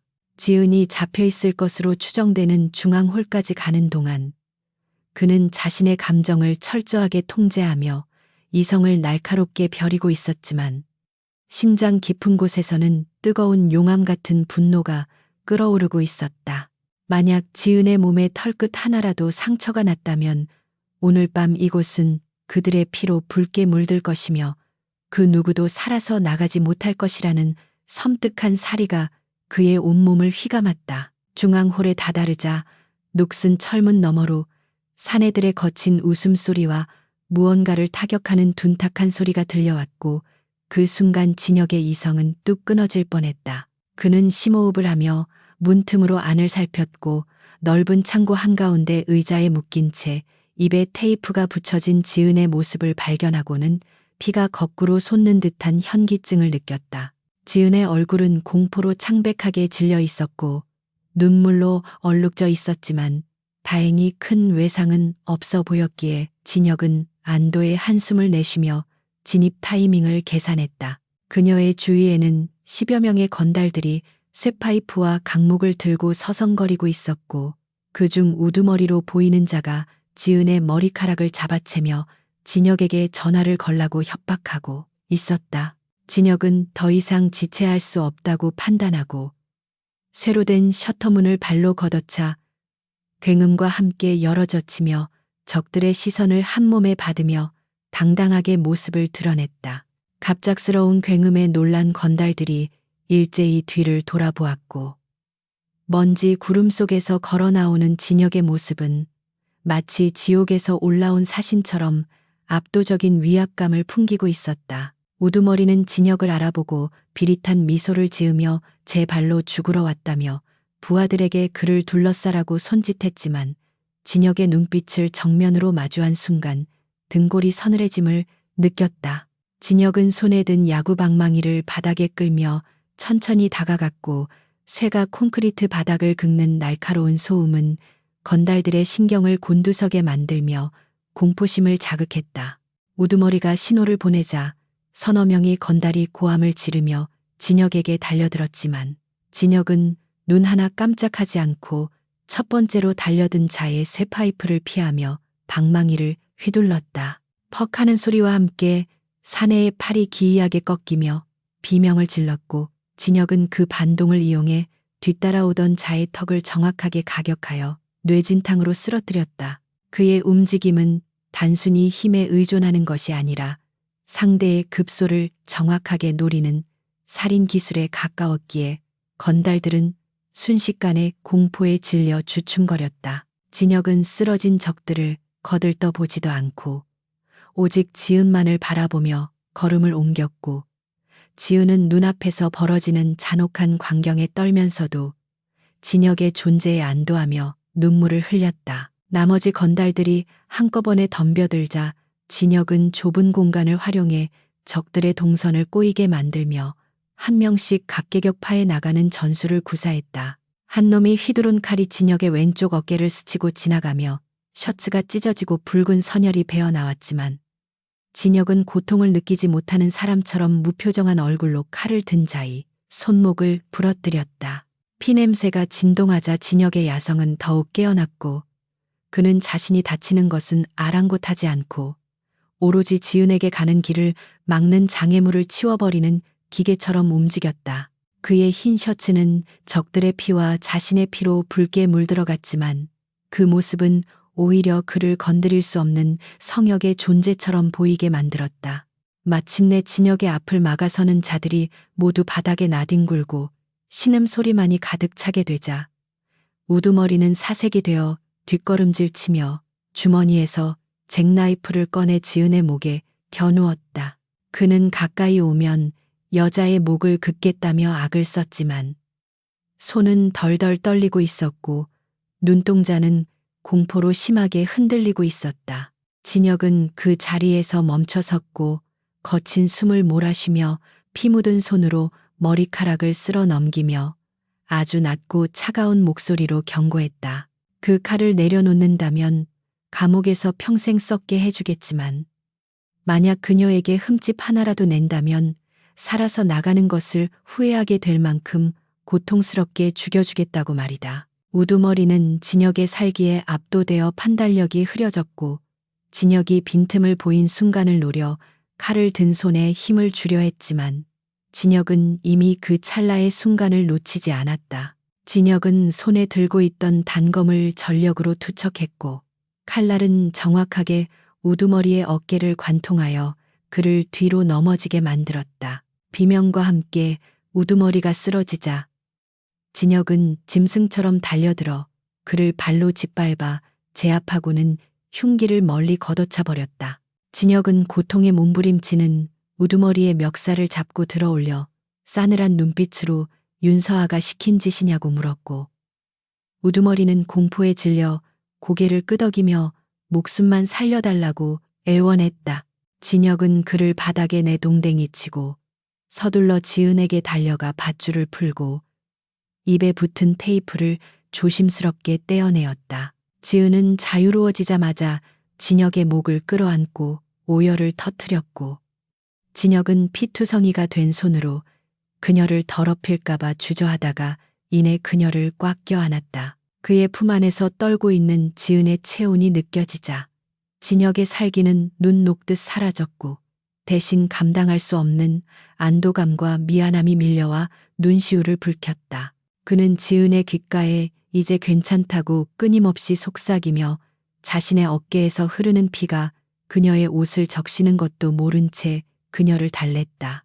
그때 창고 밖에서 요란한 사이렌 소리가 들려오기 시작했고 진혁이 미리 연락해두었던 경찰 특공대와 그의 경호팀이 현장에 도착했음을 알렸다. 진혁은 자신의 재킷을 벗어 지은에게 덮어주며 그녀의 눈을 가려주었는데 이는 주변에 널브러진 참혹한 광경을 그녀에게 보여주고 싶지 않은 배려였다. 경찰들이 창고 안으로 들이닥쳐 상황을 정리하고 쓰러진 범인들을 체포하는 동안 진혁은 지은을 부축하여 구급차가 대기하고 있는 밖으로 걸어 나갔다. 빗줄기는 잦아들었지만 여전히 차가운 밤 공기가 그들의 땀과 피를 식혀주었고 진혁은 지은을 구급차에 태워 보내며 자신은 경찰서에 가서 진술을 하겠다고 말했다. 하지만 지은은 진혁의 옷자락을 붙잡고 놓지 않으며 함께 병원에 가야 한다고 고집을 부렸는데 그녀의 눈에는 진혁의 상처에 대한 걱정이 가득했다. 구급대원은 진혁의 상처가 깊어 봉합수술이 필요하다며 동승을 권유했고 진혁은 어쩔 수 없이 지은의 옆자리에 앉아 응급처치를 받았다. 구급차 안에서 지은은 진혁의 손을 꼭 잡고 한순간도 놓지 않았고 진혁은 그녀의 손길에서 전해지는 따스함에 지친 몸과 마음을 기댈 수 있었다. 그는 이 사건을 계기로 윤서아와 최민석에게 법적인 심판을 넘어설 사회적 매장을 선사하겠다고 다짐하며 다시는 누구도 자신의 사람들을 건드리지 못하게 하겠다고 맹세했다. 병원에 도착해 수술을 받고 병실로 옮겨진 진혁은 마취가 덜 깬 몽롱한 상태에서도 지은이 자신의 곁을 지키고 있음을 느낄 수 있었다. 지은은 밤새 그의 곁에서 간호하며 선잠을 자고 있었는데 진혁은 눈을 뜨고 그녀의 지친 얼굴을 바라보며 깊은 생각에 잠겼다. 전생에서는 자신이 그녀의 짐이었지만 이번 생에서는 자신이 그녀의 방패이자 검이 되어야 한다는 사실이 그에게는 무거운 책임감이면서 동시에 살아가는 이유였다. 그는 조용히 몸을 일으켜 지은의 머리카락을 쓰다듬었고 그 인기척에 눈을 뜬 지은은 화들짝 놀라며 괜찮냐고 물었다. 진혁은 미소를 지으며 덕분에 살았다고 농담을 건넸지만 지은은 눈물을 글썽이며 다시는 그런 위험한 짓을 하지 말라고 타박했다.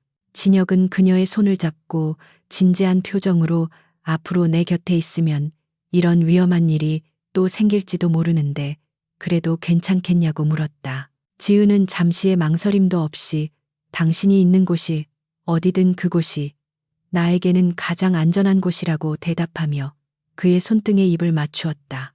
진혁은 그녀의 대답에 가슴이 벅차오름을 느끼며 이제부터는 방어가 아닌 철저한 응징과 정복을 통해 우리를 위협하는 모든 싹을 잘라버리겠다고 결심했다. 다음 날 아침 뉴스는 윤서아와 최민석이 청부 납치 및 살인 미수 혐의로 추가 기소되었다는 소식을 전했고 여론은 그들에게 사형을 선고하라는 분노로 들끓었다.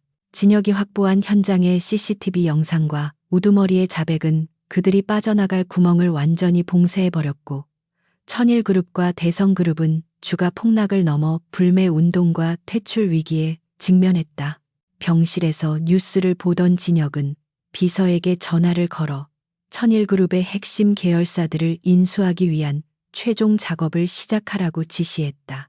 이제 사냥개는 주인을 물어 죽였고 그 시체 위에 올라서서 새로운 왕좌를 차지할 준비를 마친 것이었다. 진혁은 퇴원 수속을 밟기도 전에 병실로 찾아온 검사에게 이번 사건의 전말을 상세히 진술하며 배후에 있는 정관계 인사들의 커넥션까지 모두 털어놓았다. 이는 단순한 복수를 넘어 대한민국 재계의 판도를 완전히 뒤집어 놓을 거대한 폭탄 선언이었고 검사는 진혁의 결단에 경의를 표하며 성역 없는 수사를 약속했다.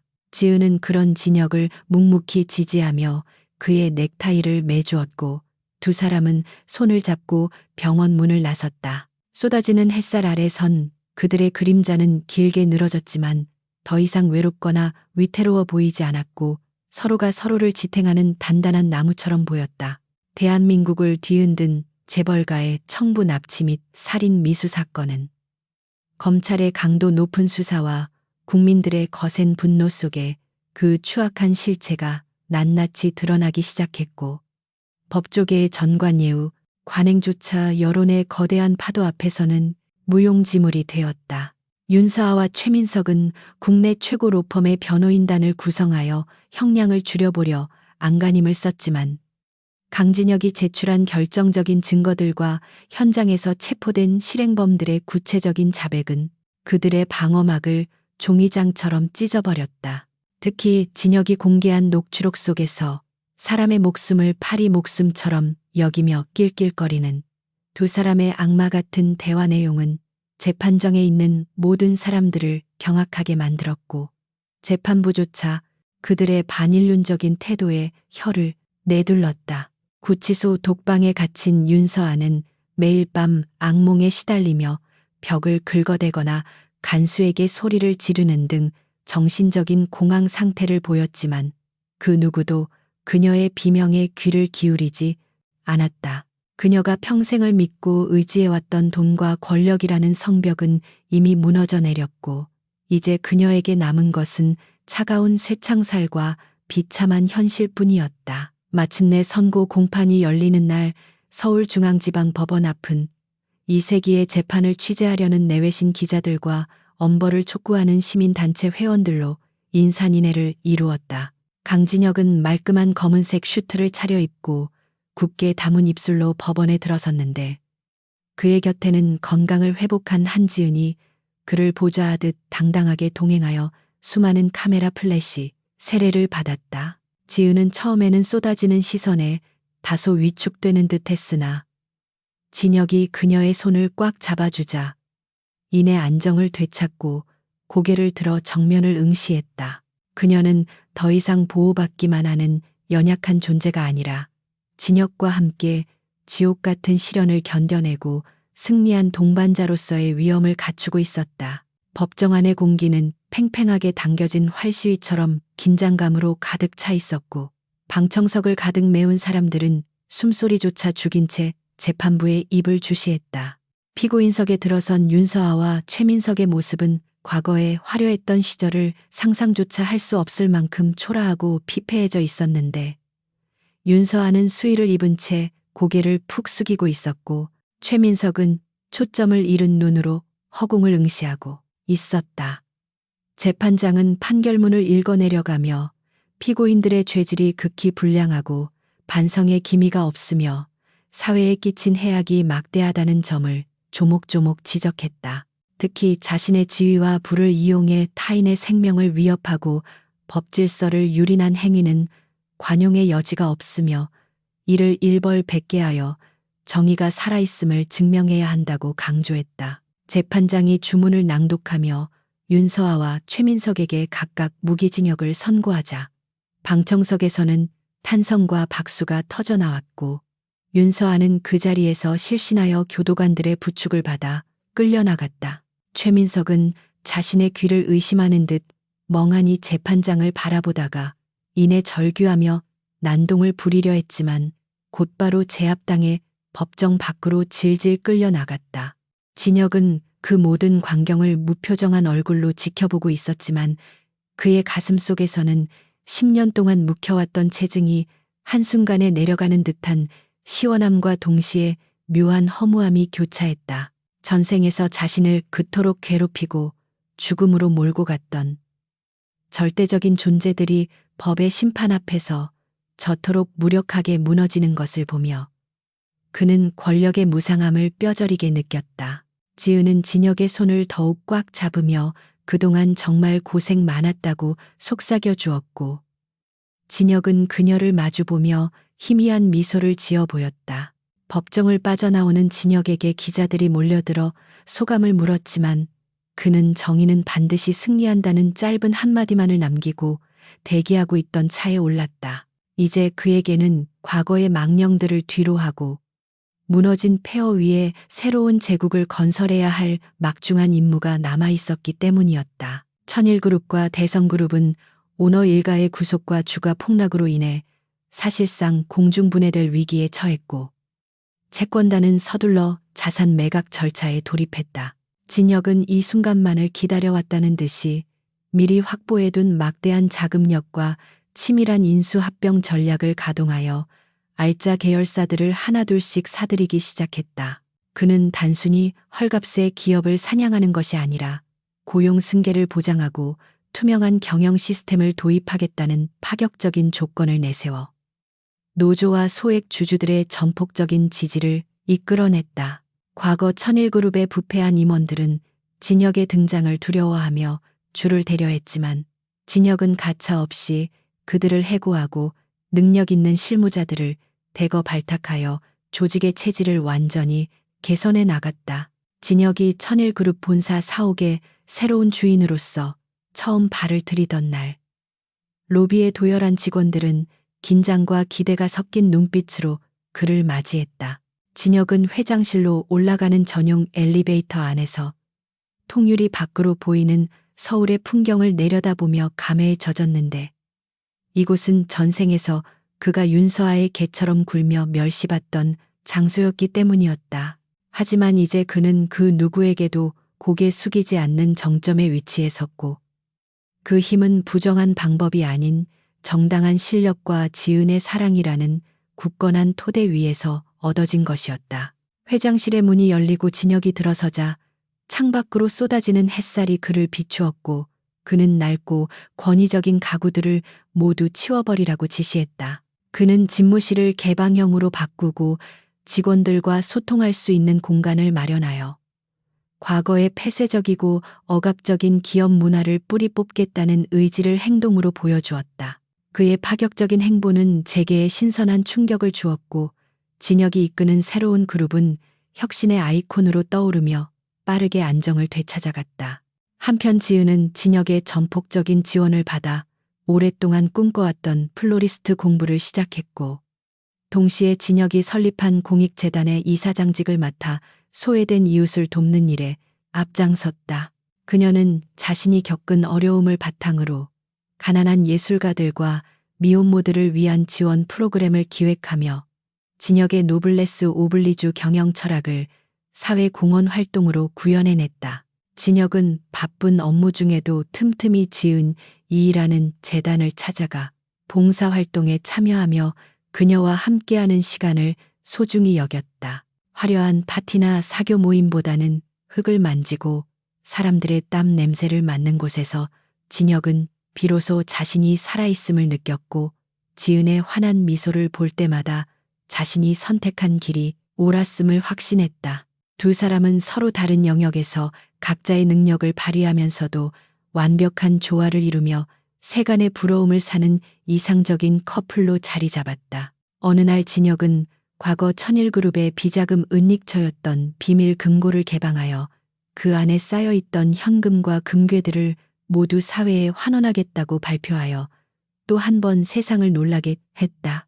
그는 부정한 돈으로 쌓아올린 탑은 언젠가 무너지기 마련이라는 것을 누구보다 잘 알고 있었기에 그 돈을 깨끗하게 세탁하여 미래를 위한 걸음으로 쓰기로 결심한 것이었다. 이 결정으로 인해 진혁에 대한 국민적인 신뢰도는 하늘을 찔렀고, 경쟁 기업들조차 그의 대범함과 결단력에 경의를 표할 수밖에 없었다. 진혁은 기자회견장에서 이것은 나 개인의 결정이 아니라 나의 가장 소중한 사람의 뜻이기도 하다고 밝히며 지은을 향한 깊은 존경과 사랑을 은연중에 드러냈다. 텔레비전으로 이를 지켜보던 지은은 눈시울을 붉히며 진혁이 진정한 의미의 성공을 거두었음을 기뻐했다. 시간이 흘러 진혁의 그룹은 재계 서열 5위권에 진입하며 명실상부한 글로벌 기업으로 성장했고, 윤서아와 최민석의 이름은 사람들의 기억 속에서 잊혀간 채 차가운 감옥 안에서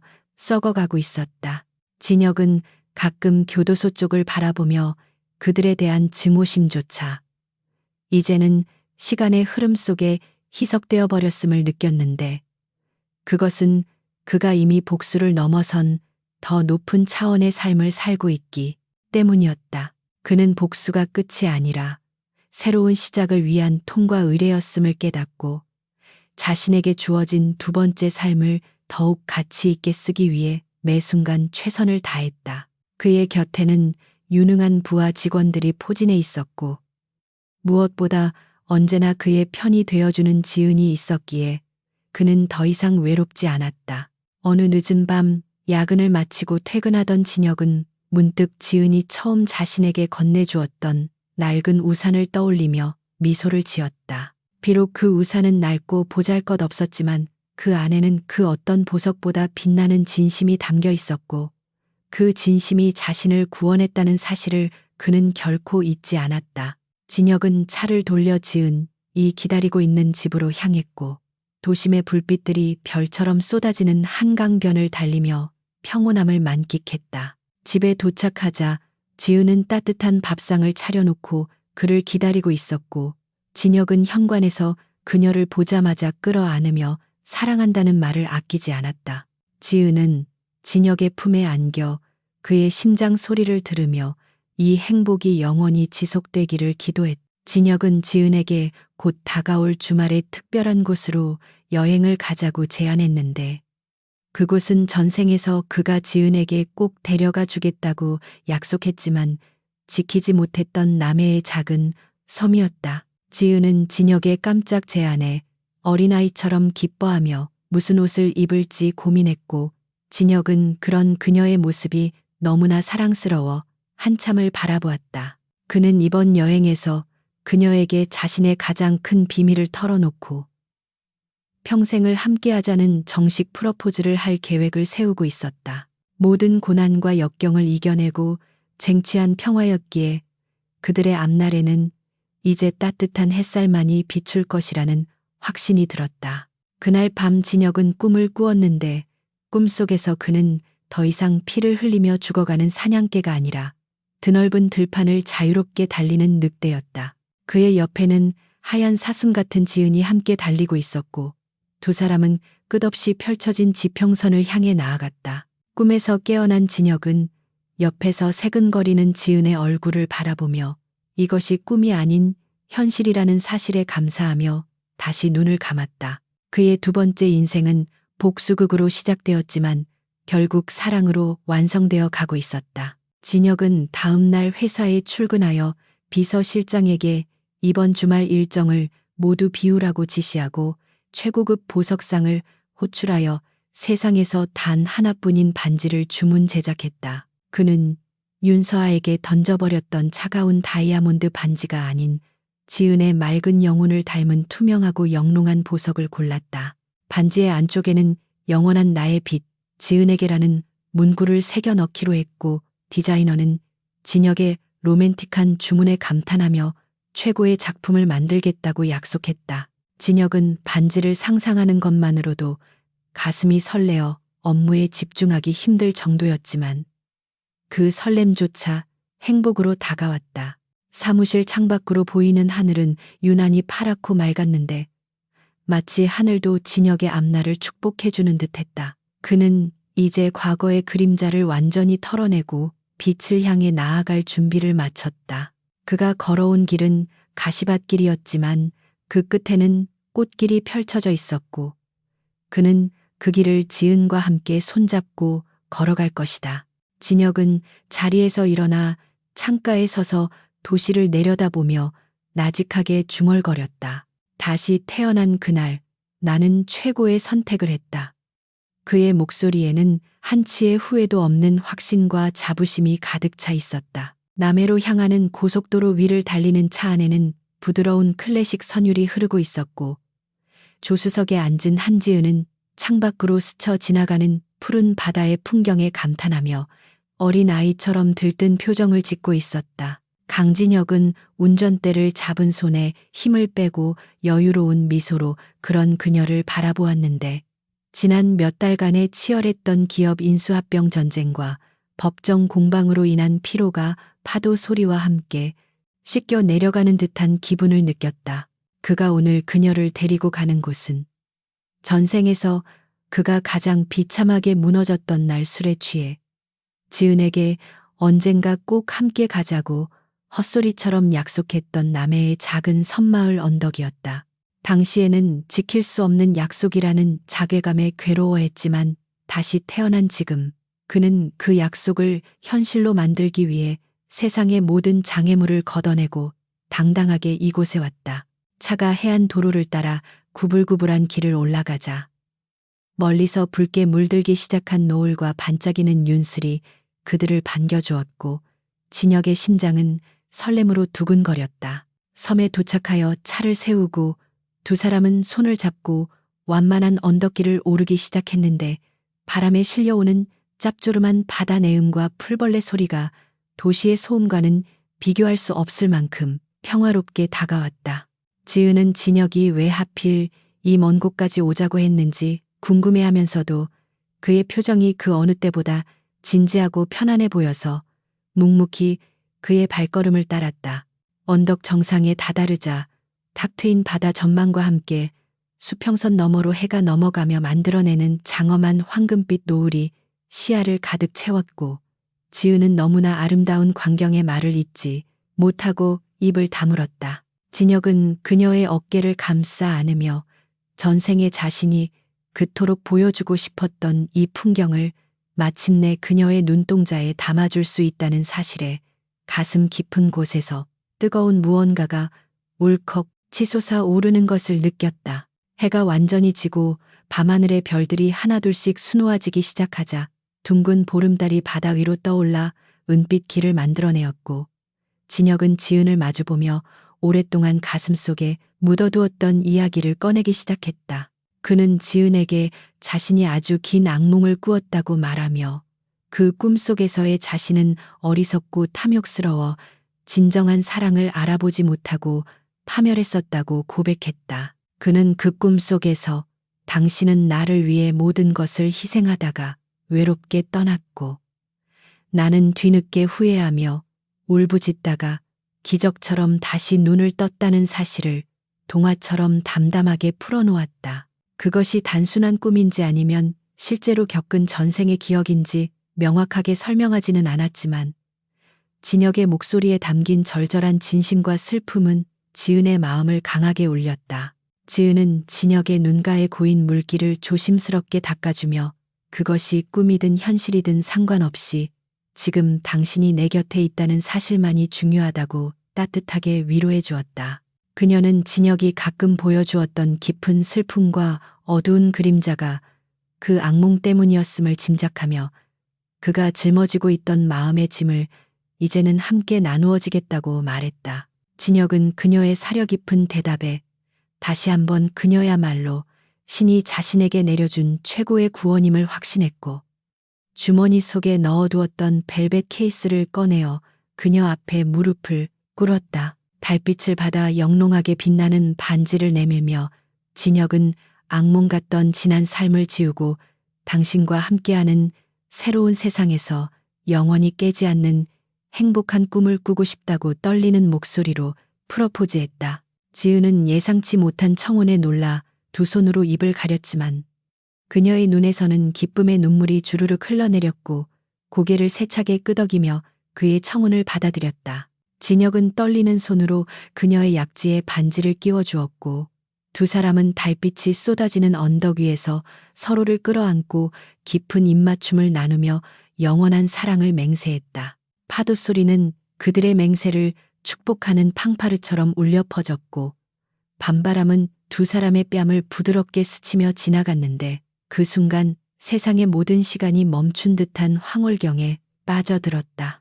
윤서아에게 버림받고 빗속을 헤매던 비참한 사내와 가난에 허덕이던 여자는 이제 세상에서 가장 행복한 연인이 되어 서로의 온기를 나누고 있었다. 서울로 돌아온 두 사람은 번잡하고 보여주기식의 호화로운 예식 대신 진혁이 소유한 교회의 작은 수목원에서 가까운 지인들만 초대하여 소박하고 경건한 결혼식을 올리기로 결정했다. 결혼식 당일 따스한 봄 햇살이 내리쬐는 야외 정원에는 화려한 꽃장식 대신 지은이 직접 가꾼 야생화들이 소박하게 놓여 있었고 하객들의 진심 어린 축하가 가득했다.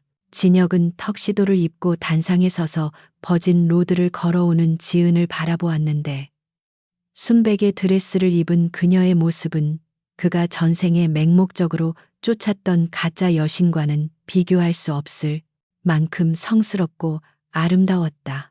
그녀가 한 걸음씩 다가올 때마다 진혁은 자신이 살아온 두 번의 인생이 주마등처럼 스쳐 지나갔고 마침내 그녀의 손을 잡는 순간 모든 고통과 시련이 보상받는 기분을 느꼈다. 주례 없이 진행된 결혼식에서 두 사람은 서로에게 직접 작성한 혼인 서약서를 낭독했는데 진혁은 지은에게 당신은 나의 어둠을 밝혀준 유일한 빛이며 내 남은 생을 바쳐 당신을 지키고 존경하겠다고 맹세했다. 지은 역시 진혁에게 당신이 지칠 때 쉴 수 있는 그늘이 되어주고 기쁠 때나 슬플 때나 항상 곁에서 발을 맞추어 걷겠다고 약속하며 눈물을 글썽였다. 하객들은 두 사람의 진정성 있는 서약에 감동하여 뜨거운 박수를 보냈고 특히 진혁의 어머니와 지은의 어머니는 서로 손을 잡고 기쁨의 눈물을 흘렸다. 반지를 교환하고 행진을 하는 두 사람의 머리 위로 꽃잎이 눈처럼 흩날렸고 그들은 세상에서 가장 환한 미소로 하객들에게 화답하며 새로운 인생의 첫 발을 내디뎠다. 결혼 후 진혁은 천일 그룹을 모태로 한 새로운 기업 J&J 그룹의 회장으로서 윤리 경영과 혁신을 주도하며 존경받는 기업가로 자리매김했다.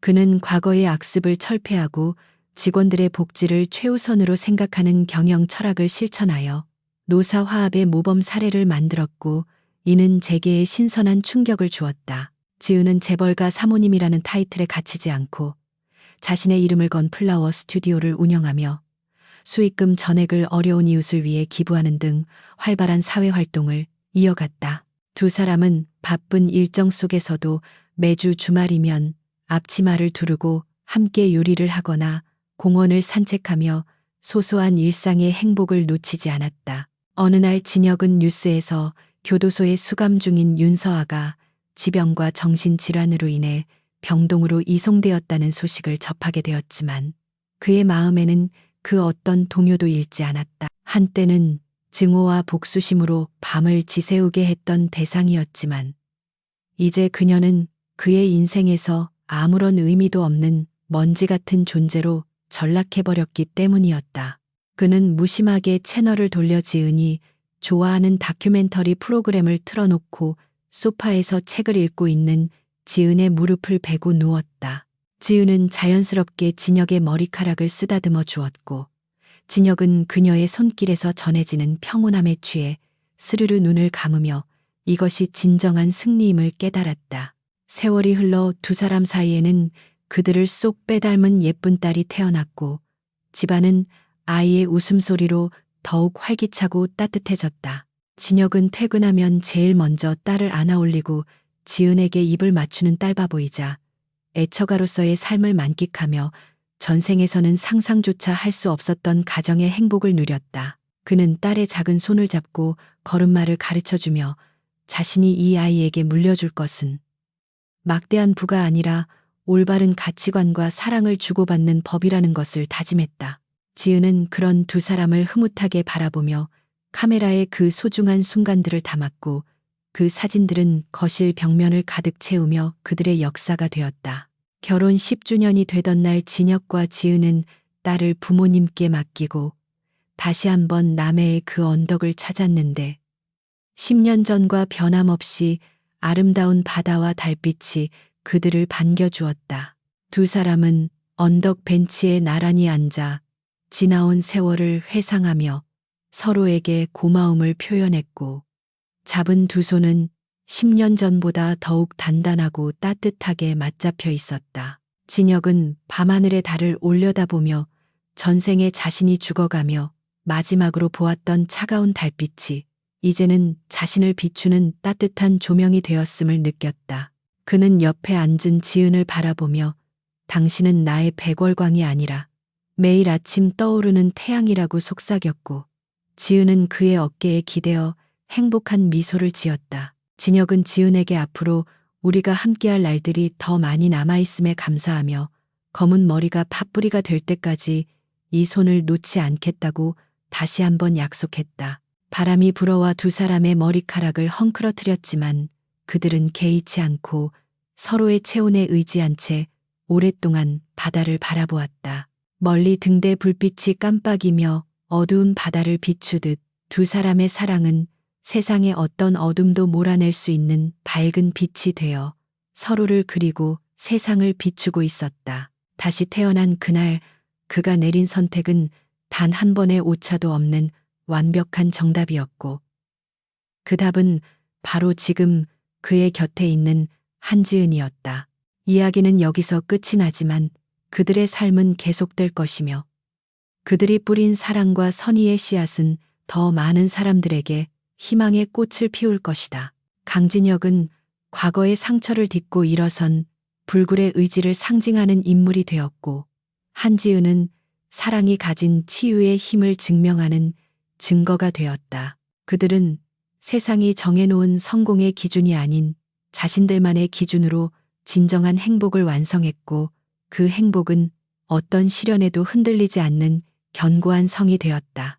달빛이 쏟아지는 언덕 위에서 두 사람의 그림자가 하나로 겹쳐지는 그 아름다운 풍경을 끝으로 그들의 긴 여정은 마침표를 찍는다.